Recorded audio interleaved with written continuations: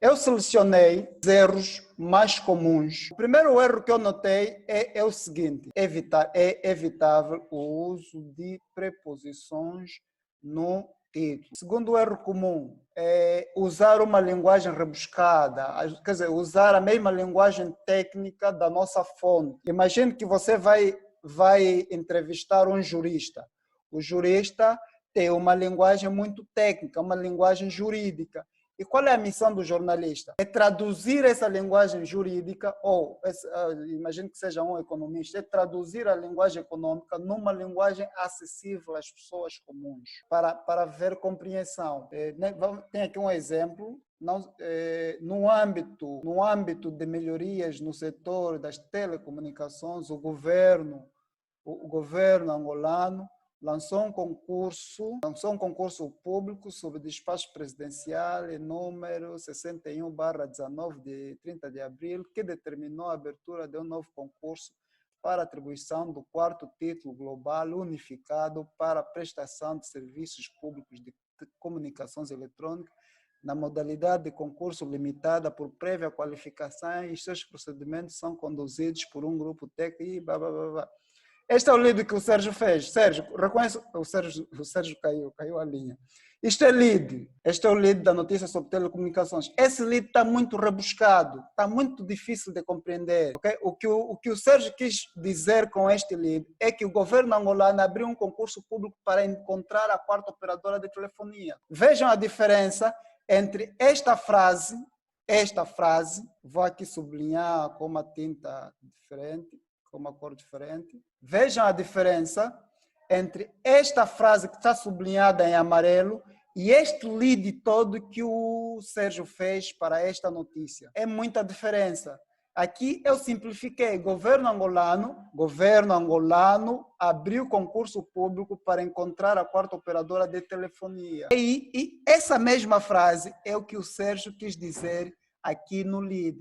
Veja quão rebuscada está a linguagem do lead. Quanto mais rebuscada a linguagem for, mais difícil de compreender é para o leitor. A missão do jornalista não é retransmitir a mesma linguagem técnica ou rebuscada da nossa fonte, mas sim traduzir essa linguagem para uma linguagem mais acessível, mais compreensível, e até porque o jornalista fala para um público heterogêneo, ou seja, um público onde existem pessoas esclarecidas, onde existem pessoas com instrução, pessoas sem instrução.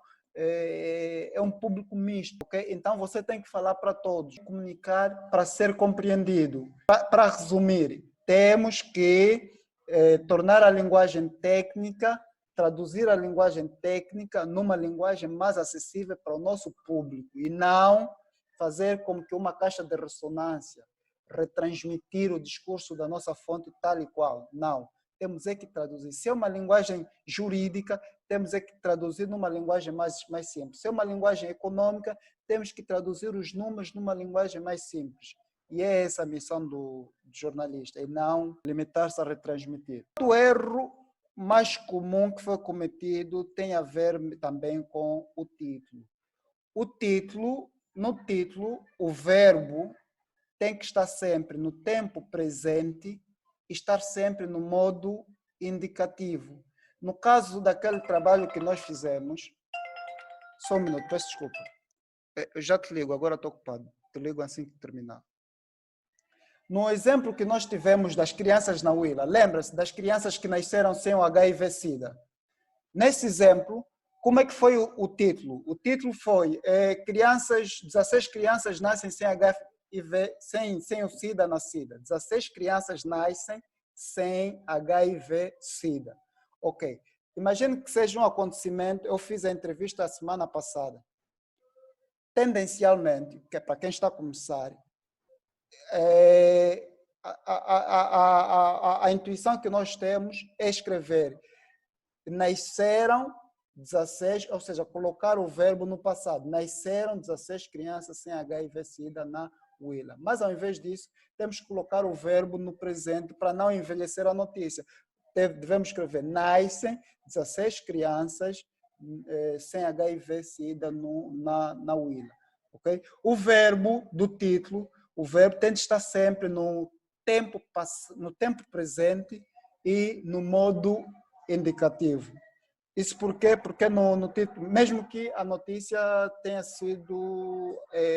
tenha ocorrido no passado, estamos a falar de passado recente, até porque se for um passado distante, já não é notícia, porque notícia tem que ter atualidade.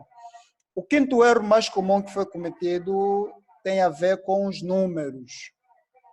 Os números, tanto no título quanto no corpo da notícia, os números de 0 até 10 escrevem-se por extenso. Ok? Os números de 0 até 10 escrevem-se por extenso. Imagine, vou dar aqui um exemplo. Imagine, 10 crianças nascem sem SIDA. Ok? Eu devo escrever 10 e não 10. Ok?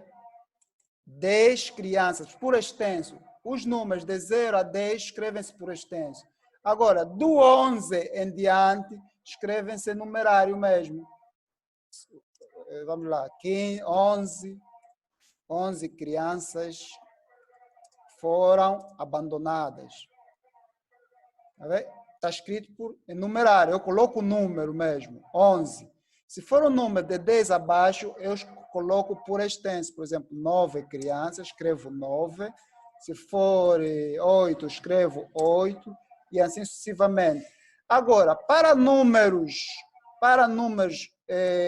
elevados, como milhares, o que é aconselhável? Tem aqui até um exemplo. Eu vou sublinhar aqui, 147.560 trabalhadores vão ser despedidos. Vou dar um exemplo. 147.560 trabalhadores foram despedidos. Como é que eu escrevo 147.560? Eu podia ter escrito assim, 147.560. Podia escrever deste jeito, ok? Assim. Mas o que é que se aconselha? É escrever 147, depois por extenso 1000 e escrever 560. Isso não é uma regra rígida, não é uma camisa de força. O objetivo aqui é tornar a leitura do número e a sua compreensão mais simples e mais facilitada.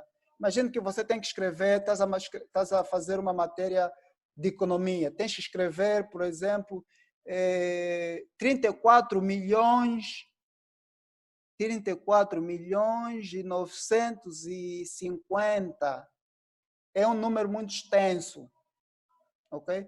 Então, como é que eu posso escrever isso? Posso escrever 34 milhões e depois escrevo 960 mil e assim sucessivamente. Ou seja, se o número for extenso demais, eu vou repartir em números por extensos, vou escrever por extenso e vou escrever em numerário de forma a facilitar a leitura do número e a sua compreensão. Devo sublinhar que isso é um pouco relativo, a cada situação é uma situação e não é uma regra assim rígida.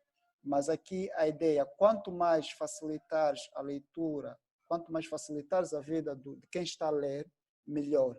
Né? Temos sempre que facilitar e tornar mais simples e mais compreensível, seja o número, seja qualquer outro tipo de informação.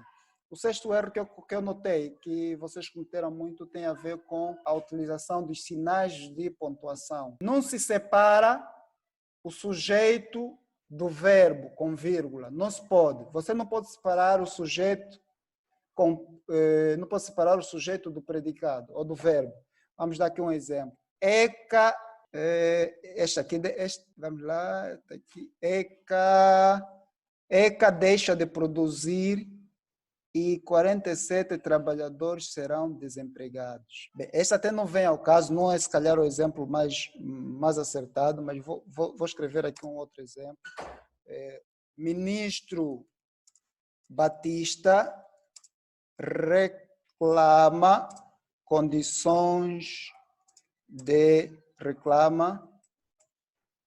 sobre as condições técnicas do seu ministério. Bom, isso é um exemplo assim, só para ver. Eu não posso colocar aqui o ministro Batista, vírgula, reclama. Ou seja, o ministro Batista é o sujeito, né? É o nosso quem. O reclama é o verbo. E o que eu estou a tentar dizer é que numa frase você não pode separar o sujeito do verbo com uma vírgula, com esta vírgula. Essa vírgula não pode colocar aqui. Então nós temos muito problema de uso de sinais de pontuação. Tem regras, não se usa de qualquer forma. Tem regras para se usar os sinais de pontuação, principalmente principalmente a vírgula. Olha, é muito comum, em relação aos sinais de pontuação, no título, por exemplo, é evitável, ok? Nós, ao titularmos uma notícia, temos que evitar ao máximo o uso de sinais de pontuação. Imaginem, por exemplo, eu vi um texto que tinha um sinal, depois do título, alguém colocou um ponto parágrafo. É impensável. Não se coloca ponto parágrafo no título. O título dispensa pontuação, ok? O título dispensa vírgula, o título dispensa sinal, ponto parágrafo, o título dispensa ponto de exclamação. Em alguns casos, podemos colocar o ponto de interrogação para reforçar, se calhar, o tom de questionamento do título, se for o caso. Mas, na maior parte dos casos, até o ponto de interrogação é dispensável, porque uma pergunta, se for bem escrita, ela tem o tom de uma pergunta, então não é necessário colocar o ponto de interrogação para dizer que é uma pergunta. Olá, eu sou Francisco Inácio. Se você gostou deste vídeo, dê um like ou clique no sininho aí para receberes notificações sobre vídeos novos e poder estar melhor informado e obteres mais conhecimento. E se quiseres fazer um curso de jornalismo, dê um clique aí no link abaixo, porque eu sou fundador do curso Oficina da Imprensa, que é um curso prático de jornalismo que utiliza uma metodologia chamada MF, focado no saber fazer, ou seja, 90% de exercícios práticos e 10% de teoria. É um curso que pode ser feito 100% online e eu espero por si nas próximas turmas.